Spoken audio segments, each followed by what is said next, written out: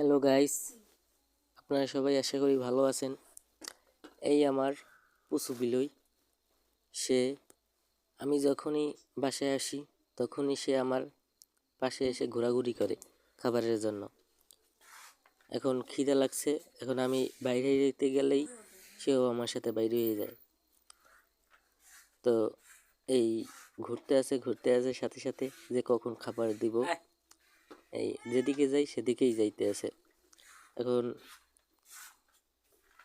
খাটে যাব, সেও খাটে উঠে বসে থাকবে। মাথায় হাত বুলাই দেবো, সে সুন্দর মতন শুয়ে থাকবে। যখন আনছি এই বাচ্চাটাকে তখন অনেক ছোট ছিল, এখন আদর যত্ন করে বড় করে তুলছি, সব কথাই শুনে। আশা করি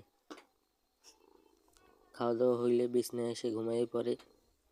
আমি যখন বাসায় আসি তখনই আমার সাথে আমার পিস পিস ঘোরে।